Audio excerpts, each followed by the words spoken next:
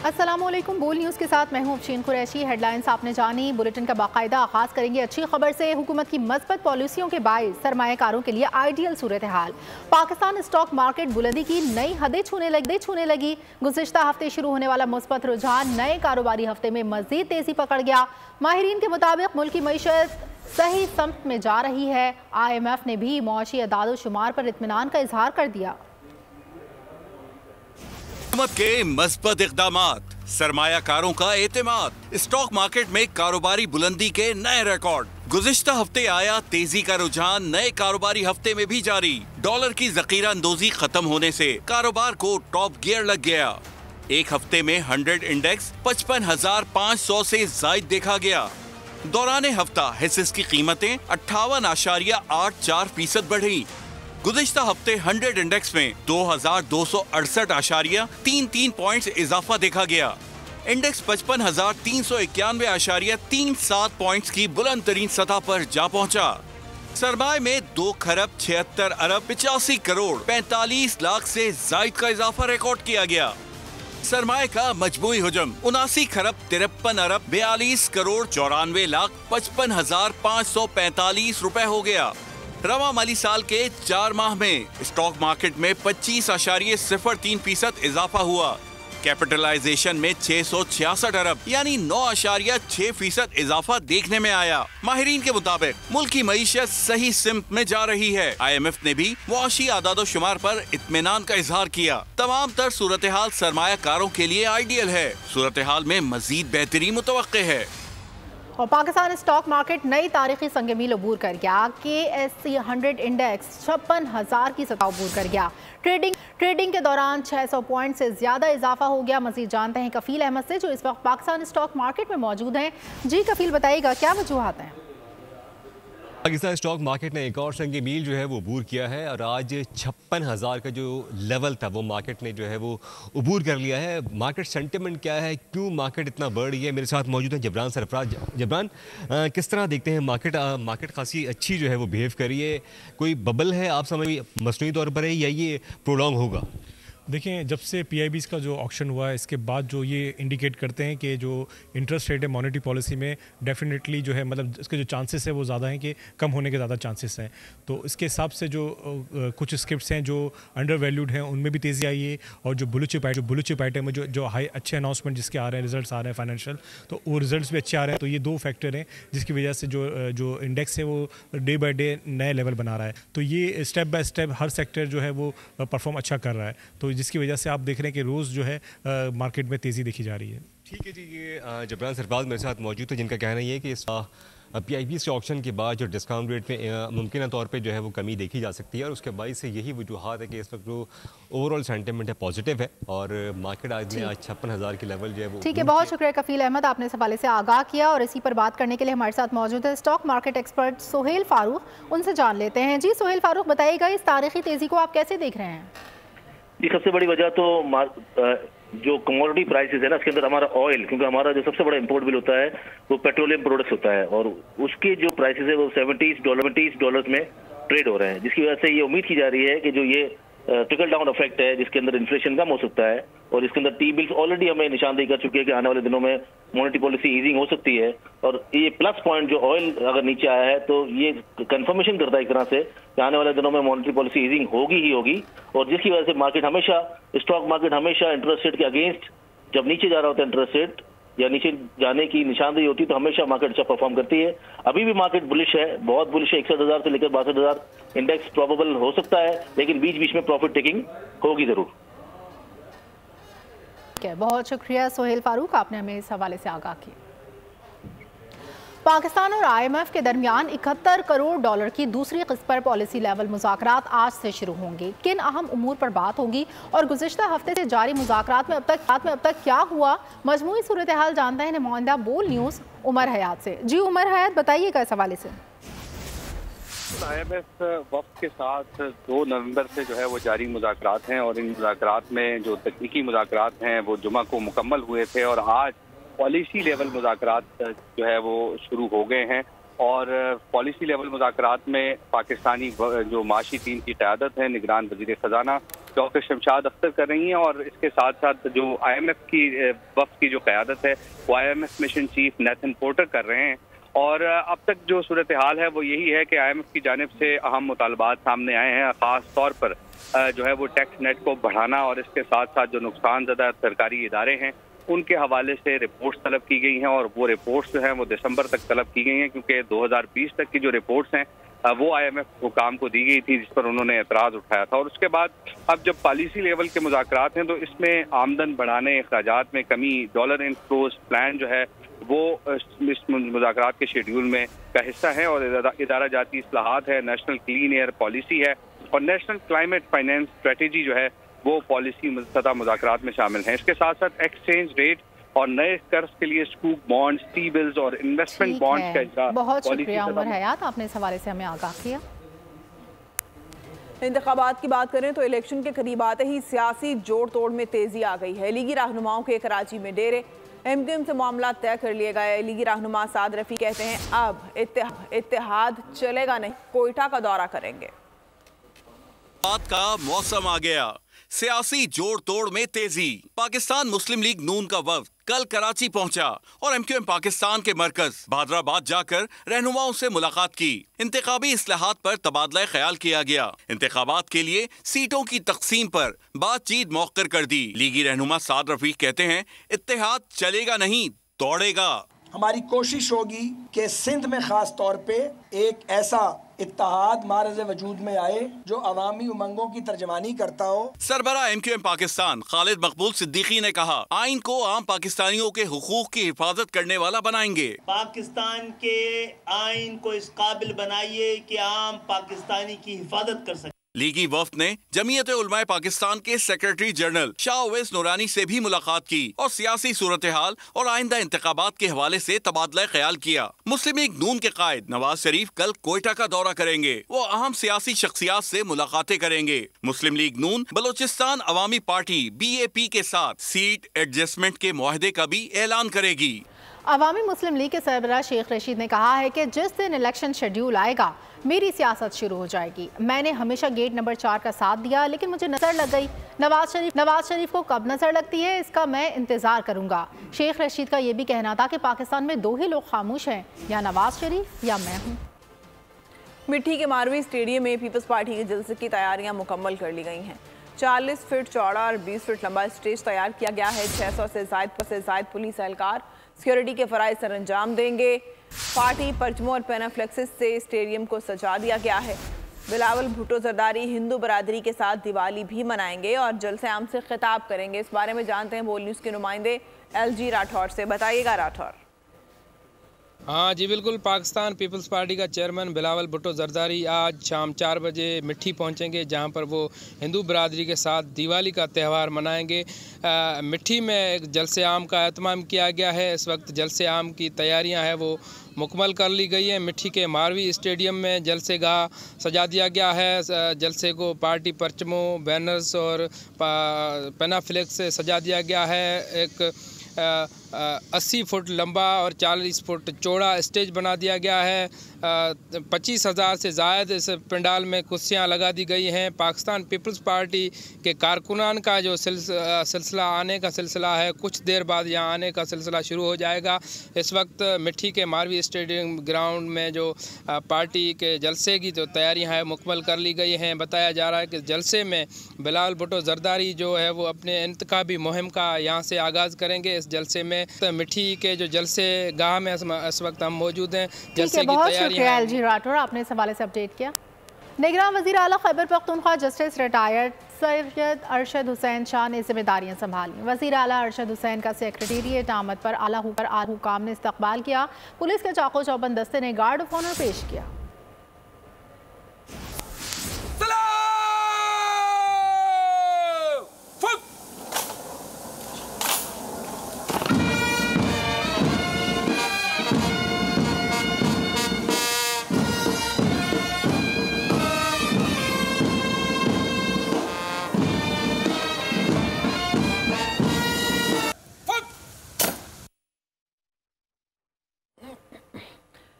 Supreme court ने बलूचिस्तान की मरदमशुमारी के खिलाफ अपील पर अटॉर्नी जनरल और एडवोकेट जनरल बलूचिस्तान को नोटिस जारी कर दिया। अदालत ने कानूनी सवालात पर मुआवनत के लिए दरखास्त गुजार के वकील कामरान मुर्तज़ा को 1 हफ्ते का वक्त दे दिया। अदालत ने इस्तिफ्सार किया, मरदमशुमारी का मामला केस आईनी शेख या कानून के तहत मुश्तरका मुफादात काउंसिल में जाता है। जस्टिस एजाजुल हसन ने रिमार्क्स दिए, बलूचिस्तान हुकूमत ने तो मरदमशुमारी नताइज पर कोई एतराज़ नहीं किया। आर्टिकल 154 के तहत सिर्फ हुकूमत नताइज चैलेंज कर सकती है। कामरान मुर्तज़ा ने अदालती सवालात पर मुआवनत के लिए मोहलत मांगी। वफाकी हुकूमत ने साइफर केस के जेल ट्रायल की मंजूरी दे दी। वफाकी काबिना ने सर्कुलेशन के जरिए समरी की मंजूरी दी। साइफर केस के मुल्ज़िमान का ट्रायल जेल में होगा। साइफर केस के जेल ट्रायल की समरी वजारत कानून ने भिजवाई थी। इससे कबल वजारत कानून ने 29 अगस्त को NOC जारी किया था, जिसको चेयरमैन PTI ने हाई कोर्ट में चैलेंज कर रखा है। कराची में दौरान डकैती कत्ल के 2 मुल्जिमान पकड़े गए। डाकुओं ने नॉर्थ नाजिमाबाद में दुकान पर लूटमार की, मज़ाहमत पर दुकानदार की जान ले ली। पुलिस के मुताबिक डाकुओं का तीसरा साथी कार्रवाई के दौरान भाग निकला था। कराची के इलाके औरंगी टाउन गुलशन बहार में नाब ख्वानी में शिरकत के लिए जाने वाले नाब ख्वां का कत्ल टारगेट किलिंग मालूम होता है। बोल न्यूज़ के नुमाइंदे खुरम गुलजार इस वक्त मकतूल के रिश्तेदार के साथ मौजूद हैं। मज़ीद तफसील उनसे जानते हैं। जी खुरम गुलजार।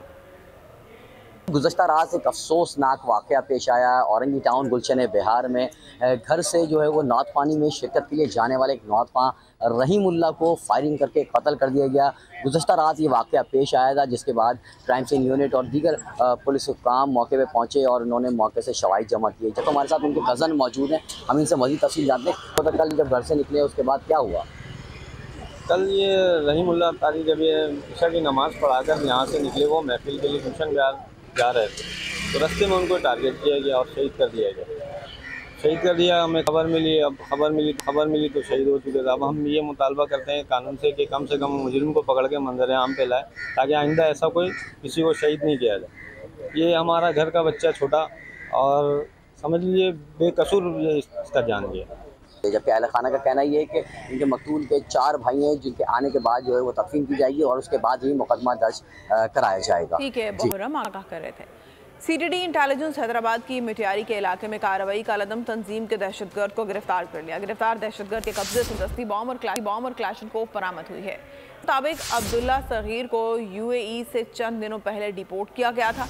गिरफ्तार मुल्जिम नेटवर्क मजबूत करने के लिए सऊदी अरब, मलेशिया और अफगानिस्तान का दौरा कर चुका है। मुल्जिम के 2 साथी अली और शहरियार पुलिस पर फायरिंग के बाद फरार हो गए। और अब बात करेंगे अहले फ़लस्तीन की, जिसके खिलाफ इसराइली दरिंदगी कम ना हो सकी। शहादतों की मजमूई तादाद 11,100 से बढ़ गई। बढ़ती जारियत और फ्यूल की अदम फराहमी से गाज़ा के 2 बड़े अस्पताल अल-कुद्स और अल-शिफा बंद कर दिए गए। लबनान से हिज़्बुल्लाह के मिसाइल हमले में 7 इसराइली फ़ौजी हलाक, 10 जख्मी हो गए। अमरीकी फ़ौज ने शाम में 7 जंगजुओं की शहादत का दावा कर दिया। बारूद की बू, बेगोरो कफन लाशें, पै दर पै हमले, अनगिनत शहादतें, सहूनियों की हैवानियत पर पत्थर बेरू पड़े। अहले फ़लस्तीन बेरहम सहूनियों के रहमो करम पर गजा में शहादतें 11,100 से तजावुज कर गईं। मगरबी पट्टी में भी 150 अफराद शहीद किए जा चुके। गजा समेत मकबूजा मगरबी पट्टी इजरायली हमलों के निशाने पर यहूदी आबादकारों के हमलों में भी शिद्दत आ गई। जबाला कैंप पर एक और हमले में 19 फ़लस्तीनी शहीद हो गए। खान यूनिस में इमारत पर बमबारी में 13 अफराद शहीद हुए। जनीन में एक, राबा में 2 फ़लस्तीनियों को शहीद कर दिया गया। रामल्ला में छापामार कार्रवाइयों में 40 अफराद को गिरफ्तार कर लिया गया। बाबलस की गलियों में इजरायली फौज और जंगजू में दू बदू लड़ाई जारी है। गजा के 2 बड़े अस्पताल अल-कुद्स और अल-शिफा बंद हो गए। WHO के मुताबिक तिब्बी सहूलियात की बंदिश से सूरत हाल मजीद बिगड़ने लगी। कबल अज़ वक्त पैदा होने वाले बच्चों समेत मजीद दीगर मरीज अलमनाक मौत मर रहे हैं। हिजबुल्लाह के सरहदी इलाकों में मिसाइल हमलों में 7 इजरायली फौजी हलाक, 10 जख्मी हो गए। इजरायली फजाइया ने जनूबी लेबनान में हिजबुल्लाह के ठिकानों को निशाना बनाने का दावा कर दिया। मगरबी मीडिया के मुताबिक मशरकी शाम में अमरीकी हमले में 7 ईरान नवाज जंगजू मारे गए। फलस्तीनियों की शहादतें 12,000 के करीब पहुंच गईं। मुस्लिम हुक्मरान सिर्फ इजलास पर इजलास कर रहे हैं। आपके एटम बम कहाँ हैं? हाफिज नईमुर रहमान का सवाल। कहा फ़लस्तीन की सूरत हाल पर अवाम भिपरे हुए हैं, इसराइल को किसी सूरत तस्लीम नहीं कर सकते। हम इसराइल को तस्लीम नहीं कर सकते। ये कहते हैं कि इसराइल एक हकीकत है और जाहिर है कि उससे बात करनी होगी। बात करना किसी काबिज फौज से सीज फायर करवाना एक अलग चीज़ है, उसको तस्लीम करना एक अलग है। अगर पाकिस्तान ने इसराइल को तस्लीम कर लिया तो फिर पाकिस्तान के नज़रियाती वजूद का फ़ायदा क्या? जंगबंदी होनी चाहिए और फ़लस्तीनियों से इज़हार यकजहती तो हर हफ्ते लंदन में होता है। 3 लाख लोग कल निकले, वाशिंगटन में निकले, न्यूयॉर्क में निकले, लाखों की तादाद में मगरबी ममालिक में अवाम निकल रहे हैं। पूरी दुनिया इस वक्त एहतजाज कर रही है, इसराइल को दहशतगर्द और वहशी करार दे रही है, अमेरिका को उसका सरपरस्त करार दे रही है, लेकिन हमारे हुक्मरानों के मुंह से ये बात नहीं निकल रही। और मुझे अफसोस है कि एक मरतबा फिर वज़ीर आज़म काकड़ ने 2 रियासती हल की बात की है, जो शर्मनाक है, जो पाकिस्तान के आइन से और पाकिस्तान की उसूली पॉलिसी से गद्दारी है, जो कायदे आज़म से गद्दारी है। गजा में इजरायली जारहियत 38वें रोज में दाखिल हो गई। अक़वाम मुत्तहिदा के इदारे OCHA के मुताबिक इजरायली हमलों में 41,000 घर तबाह हो गए हैं, जबकि 2,22,000 रिहायशी इमारतों को नुकसान पहुंचा, जो कुल आबादी का 45% है। इजरायली बमबारी में 279 तालीमी इदारों की इमारतों को नुकसान पहुंचा है, जो कुल तादाद का 51% है। गजा में तमाम 6,25,000 तलबा के लिए तालीम के दरवाजे बंद हैं। इजरायली बमबारी में 64 मसाजिद भी शहीद हो चुकी हैं। इजराइल ने बेरहमी से सेहत के निज़ाम को निशाना बनाया। निस्फ अस्पताल, 2/3 बुनियादी सेहत मराकज़ तबाह या बंद हो चुके हैं। 53 एम्बुलेंसेस को नुकसान पहुंचा। गजा के बाशिंदों को पीने का साफ पानी मुयसर नहीं है, जबकि सीवरेज का निज़ाम भी दरहम बरहम है। 65% सीवरेज पंप्स बंद हैं। आलमी इदारे के मुताबिक गजा में खुराक का ज़ख़ीरा तकरीबन ख़त्म हो चुका है। वहाँ दालें, खुर्दनी तेल, चीनी और सब्जियों का स्टॉक ख़त्म हो गया है। गजा के बाशिंदों को आधी रोटी के हुसूल के लिए 6 घंटे तक कतारों में खड़ा रहना पड़ता है। जंग के आगाज से अब तक तकरीबन 4 लाख अफराद रोजगार से महरूम हो चुके हैं। पेशावर की ताजर बरादरी का इसराइल के खिलाफ एहतजाज। मुजाहिरीन की इसराइल के खिलाफ शदीद नारेबाजी और पूरे पाकिस्तान में इसराइली मसनूआत के बायकॉट तहरीक शुरू करने का ऐलान कर दिया। मजीद बता रहे हैं पेशावर से बोल न्यूज़ के नुमाइंदे नवाब शेर। जी नवाब शेर। जी बिल्कुल, पेशावर की ताजर बरादरी इसराइल के ख़िलाफ़ सड़कों पर निकल आए हैं और इस वक्त पेशावर प्रेस क्लब के सामने जो है वो एहतजाज कर रहे हैं, जबकि फ़लस्तीनियों के साथ इज़हार यकजहती भी कर रहे हैं। मुज़ाहिरीन से बात करते हैं। जी बताइए, आप लोग क्यों एहतजाज कर रहे हैं? जी बिस्मिल्लाहिर्रहमानिर्रहीम। आज हम निकले हैं इजहार हमदर्दी के लिए, इजहार यकजहती के लिए, मुसलमान मजलूम भाइयों के लिए और इसराइल का मसनूआत के उसके बाइकाट पर हम सारे ताजिर सुदूर मुतफिक है। इसलिए इसराइल ने बर्बरियत शुरू किया है, जुल्म शुरू किया है। फ़लस्तीन मुसलमान इस वक्त एक दर्द में, कर्ब में है और मुसलमान भाइयों का बीवा हो चुकी है, बच्चे यतीम हो चुके हैं। तो इंतहाई जुल्म का इंतहा किया इसराइल ने। इसराइल बर्बरियत के ख़िलाफ़ निकले हैं और इंशाल्लाह इसके मसनूआत का बाइकाट भी करेंगे। आवाम से भी वो मुतालबा कर रहे हैं कि इसराइली मसनूआत का बाइकाट किया जाए और इसराइल जो फ़लस्तीनियों पर मज़ालिम कर रहे हैं, अक़वाम आलम से मुतालबा भी कर रहे हैं कि उनको। एमकेएम रहनुमा रऊफ सिद्दीकी की कामयाब एंजियोप्लास्टी। प्राइमरी एंजियोप्लास्टी प्रोसीजर के दौरान एक स्टंट डाला गया है। रऊफ सिद्दीकी को हार्ट अटैक पर NICVD लाया गया था। आपको बताएं कि एमकेएम रहनुमा रऊफ सिद्दीकी की कामयाब एंजियोप्लास्टी कर ली गई है। प्राइमरी एंजियोप्लास्टी प्रोसीजर के दौरान एक स्टंट डाला गया। रऊफ सिद्दीकी को हार्ट अटैक आने पर NICVD अस्पताल लाया गया था। एक साल में महंगाई का बड़ा झटका। आटा 1234 रुपए महंगा हो गया। चीनी, दालें, सब्जियां, गोश्त सब कुछ ही आवाम की पहुंच से दूर होता जा रहा है। इदारा शुमारियात की रिपोर्ट ने शहरियों के होश उड़ा दिए। मज़ीद तफसीलात उमर हयात खान की रिपोर्ट में देखिए। आमदनी 98, खर्चा रुपया। एक साल में महंगाई बड़ा झटका। महंगाई का तूफान सब कुछ आवाम के हाथों से ले उड़ा। परचून की दुकानों पर महंगाई का जिन काबिज हो गया। गुज़िश्ता साल 20 किलो आटे का थैला 1519 रुपए में मिल रहा था, जो अब 1234 रुपए तक महंगा होकर 2753 रुपए हो गया।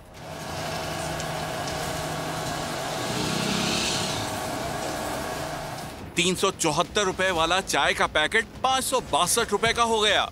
चीनी की फी किलो कीमत में 53 रुपए का इजाफा हुआ।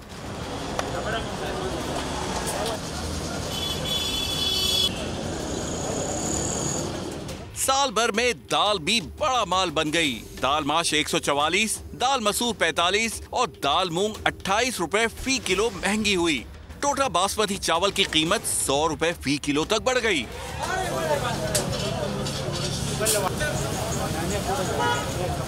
कस्साबों ने भी आवाम की जेबों पर खूब छुरियां चलाई। बीफ 127 और मटन की फी किलो कीमत में 272 रुपए का इजाफा हुआ। मुर्गी 77 रुपए महंगी होकर 351 रुपए फी किलो तक पहुंच गई। अंडे की फी दर्जन कीमत में 88 रुपए का इजाफा रिकॉर्ड किया गया।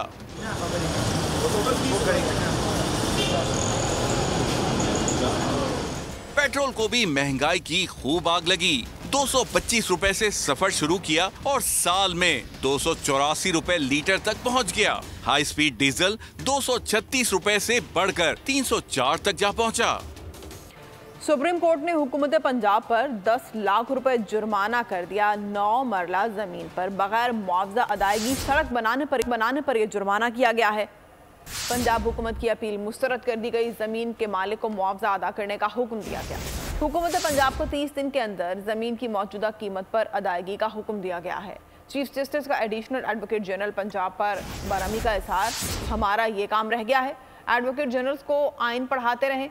चीफ जस्टिस का कहना था कि सरकार ने किसी की ज़मीन पर बगैर इजाज़त मुआवजा दिए रोड कैसे बनाया, क्यों ना ऐसे फजूल मुकदमेबाजी पर जुर्माना आयद किया जाए। हुकूमत ने गुजरांवाला में शहरी की ज़मीन पर 2007 में सड़क बना दी थी। अंधेर नगरी चौपट राज कल्चर एंड टूरिज्म अथॉरिटी हुकाम कॉन्ट्रैक्ट मुलाजमीन के सामने बेबस। मुलाजमीन कॉन्ट्रैक्ट खत्म होने के बावजूद दफ्तर में बरा जमान। कॉन्ट्रैक्ट खत्म होने के बावजूद 50 लाख से जायद की तनख्वाहों का इजरा किया गया। मज़ीद तफसीलात जानेंगे बोल न्यूज़ के नुमाइंदे ज़ाहिर शाह शराजी, ब्यूरो चीफ पेशावर से। जी ज़ाहिर शाह। जी बिल्कुल, जो कानून है टूरिज्म डिपार्टमेंट का उसके मुताबिक कॉन्ट्रैक्ट मुलाजमीन जिनको आज 3 साल पहले जो है वो तैनात किया गया था, उनकी एक्सटेंशन टूरिज्म कानून के तहत नहीं हो सकती। लेकिन टूरिज्म एक्ट 2019 की खिलाफ वर्जी करते हुए पिछले साल भी इन मुलाजमीन को 1 साल की तोसी दी गई थी और अब दोबारा जो निगरान हुकूमत है मिली भगत से ये कॉन्ट्रैक्ट मुलाजमीन जो है दोबारा अपनी एक्सटेंशन के लिए कोशिश कर रहे हैं। ये भी बताते चलूँ कि तकरीबन 6 करोड़ से जायद जो है पिछले साल में इनको तनख्वाहें जारी की गई थी और तकरीबन इस साल फिर 6 करोड़ से जायद जो है वो तनख्वाहें ये वसूल करेंगे अगर इनके कॉन्ट्रैक्ट में जो है वो तोसी की जाती है। इसमें ग्रेड 17, 18, 19 के मुलाजमीन भी शामिल हैं और जो प्रेशर ग्रुप इन मुलाजमीन के अंदर बनाया गया है वो बार बार केयर टेकर गवर्नमेंट को भी प्रेशराइज कर रहे हैं कि उनकी एक्सटेंशन की जाए और कुछ जो टूरिज्म डिपार्टमेंट के एहलकार हैं वो भी इस मामला के अंदर मुलविस पाए गए हैं।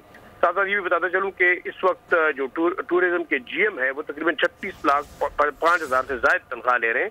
इसके अलावा 70,000 से ज्यादा का वो फ्यूल इस्तेमाल करते हैं और इस तरह दूसरी मराद भी उनको हासिल है। इसी तरह दूसरे जो 17 और 18 ग्रेड के मुलाजमीन गैर कानूनी तौर पर इस दफा भी इनको इस महीने भी 50 लाख रुपए से ज्यादा की जो है तनख्वाह जारी की गई थी और अगले साल अगर इनको एक्सटेंशन मिलती है तो 7-8 करोड़ रुपए से ज्यादा का नुकसान जो है टूरिज्म डिपार्टमेंट। बहुत शुक्रिया ज़ाहिर शाह।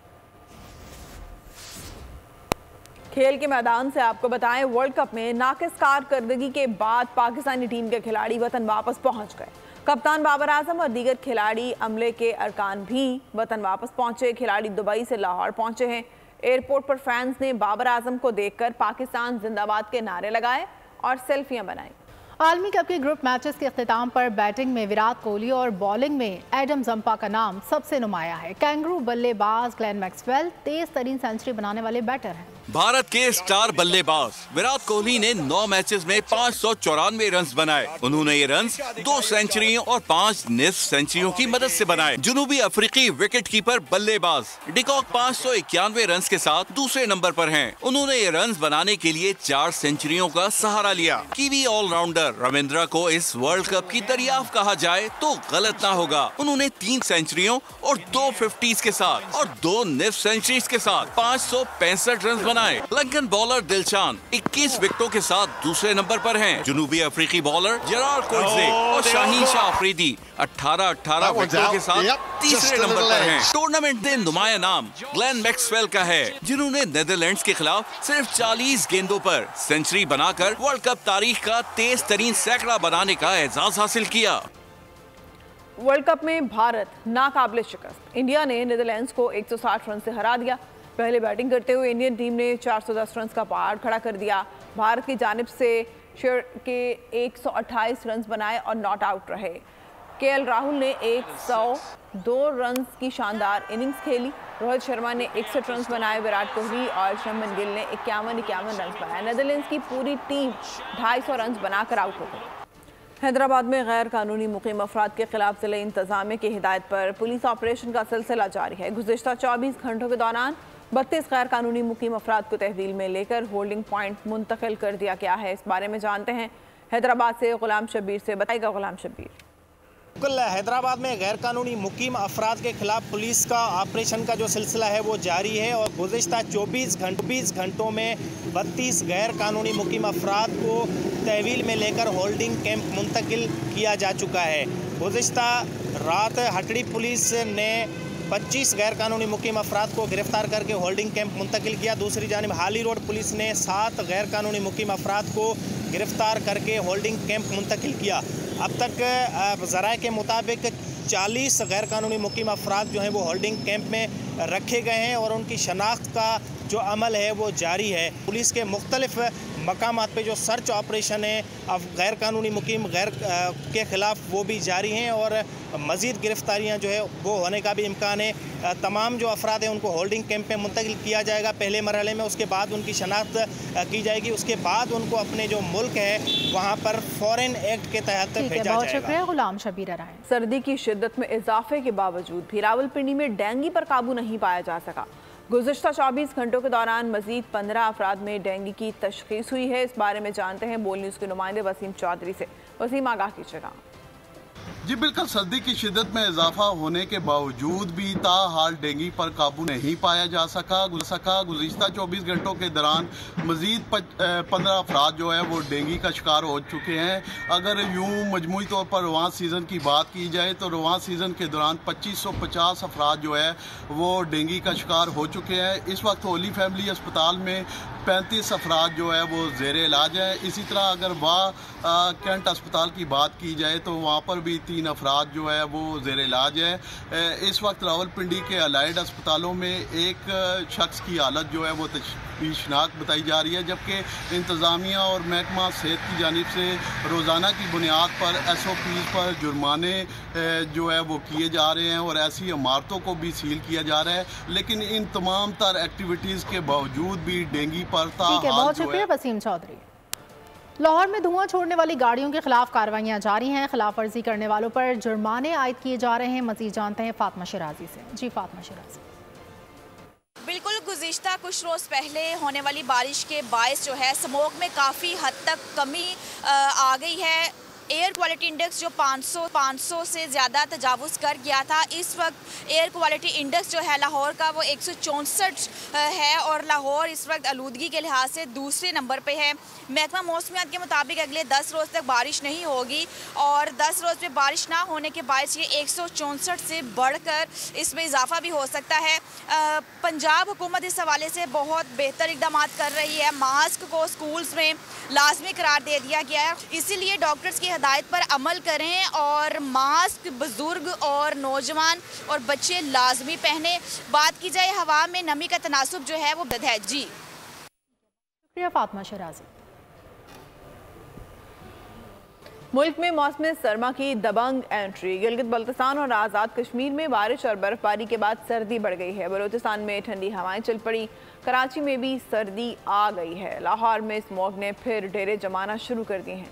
आलूदगी के एतबार से दुनिया में एक बार फिर से दूसरे नंबर पर आ गया। खैबर पख्तूनख्वा के भी बेशतर शहरों में धुंध ने मंजर धुंधला दिए।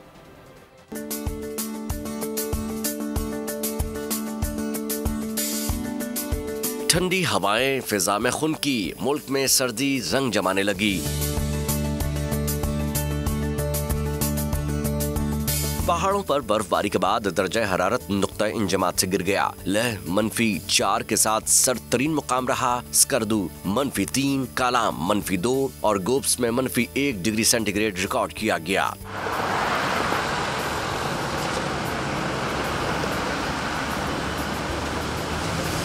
गिलगित बल्तिस्तान और आजाद कश्मीर में बादलों ने डेरे डाल लिए। पहाड़ों पर हर सू सफेदी छा गई। ठंडी हवाओं से मौसम सुहाना हो गया। बलूचिस्तान में जाड़ा धूम मचाने लगा। कल्लात में पारा -1 और कोयटा में 4 तक गिर गया। कराची में भी सर्दी आ गई। सुबह और रात के औकात में खुनकी बढ़ने लगी।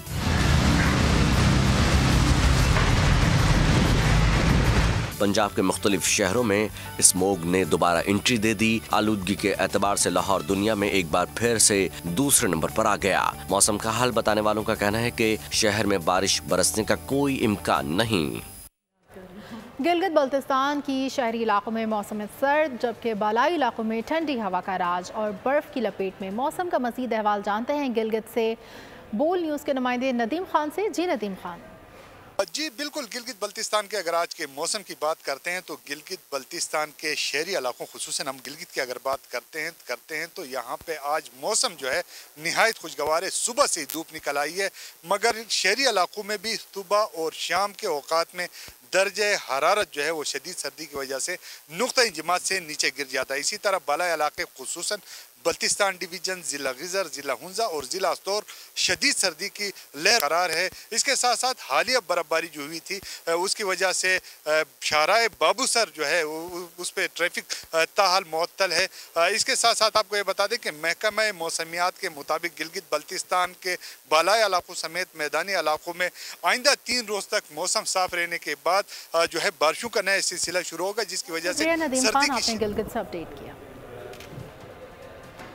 और फैसलाबाद में यूईटी के कैंपस में टेक्सटाइल मसनूआत की नुमाइश लगाई गई। तलबा ने अपने अपने तैयार करदा प्रोजेक्ट्स के जरिए फैशन की दुनिया और बदलते मौसम जाज़बे नज़र आने के आइडिया पेश किए, जो शुरा को खूब भाए। मज़ीद जानते हैं गुलाम दस्तगीर। यूनिवर्सिटी ऑफ इंजीनियरिंग कैंपस में तरह तरह की मलबूसात की नुमाइश। तलबा और तालिबात की तैयार करदा मुख्तलिफ पहनावों ने देखने वालों के दिल मोह लिए। शुरा ने तलबा की कोशिशों को खूब सराहा। बहुत अच्छा लग रहा है। यहाँ पे स्टूडेंट्स ने मतलब कि अपनी पार्टिसिपेशन शो की हुई है। स्टूडेंट्स ने अपना काफ़ी अच्छे से काम किया है। यहाँ पे बड़े अच्छे डिज़ाइन के उन्होंने कपड़े बनाए हुए हैं। इसके अलावा इन्होंने कटलरी भी दिखाई है, वो भी बहुत अच्छी है, और पेंटिंग्स भी बहुत अच्छी हैं। देखने में बहुत मज़ा आ रहा है। मेहनत फुल की हुई है, बहुत अच्छा इवेंट है। बाहर से भी सारे बहुत ज़्यादा आउट ऑफ कंट्री से आए हैं, की स्पीकर्स आएंगे, जो कॉन्फ्रेंस हो रही है। यहाँ पे आपको डिफरेंट टेक्सटाइल के रिलेटेड सब कुछ आपको जानने को मिलेगा। स्टूडेंट्स के अंदर काफ़ी टैलेंट है। स्टडी से हट के भी मैंने देखा है कि बच्चों के डिफरेंट टैलेंट्स है और वो इसको एक्सप्लोर करें, इसको शो करें, डिस्प्ले करें, तो काफ़ी अच्छा लगा। किसी ने कढ़ाई के कुर्ते तैयार किए तो कोई शानदार शलवार कमीज के जोड़े तैयार करके लाया। डिजाइनर्स ने मैचिंग जूतों से मुतालिक भी रहनुमाई फराहम की। मुल्क भर से 40 मुख्तलिफ इदारों के तलबा नुमाइश में शरीक हुए। पहले 10 बेहतरीन प्रोजेक्ट्स तैयार करने वालों को इनामात भी मिले। एग्जीबिशन जो है ये बड़ा की फैक्टर है, क्योंकि हम जो पाकिस्तानी यूथ है उसको उसमें अवेयरनेस क्रिएट करना चाह रहे हैं, और ये कंपटीशन उसकी पार्ट ऑफ दैट एफर्ट्स है। अच्छा, उसमें ये है कि हमारे पास 40 different institutes all over Pakistan, from Peshawar, Lahore, Rawalpindi, Faisalabad, Bahawalpur से पार्टिसिपेट कर रहे हैं स्टूडेंट्स। नुमाइश में ख़वातीन ने भरपूर दिलचस्पी ली। शुरा ने फैशन आइडियाज़ को अपने मोबाइल फ़ोन के कैमरों में महफूज किया। कैमरामैन मोहम्मद इदरीस के साथ गुलाम दस्तगीर, बोल न्यूज़, फैसलाबाद। इसके साथ ही बुलेटिन इख्तिताम पजीर हुआ। मज़ीद खबरों और अपडेट्स के लिए आप विजिट कर सकते हैं हमारी वेबसाइट bolnews.com। देखते रहिए बोल। सब्सक्राइब करें और बेल दबाएं ताकि कोई खबर रह न जाए।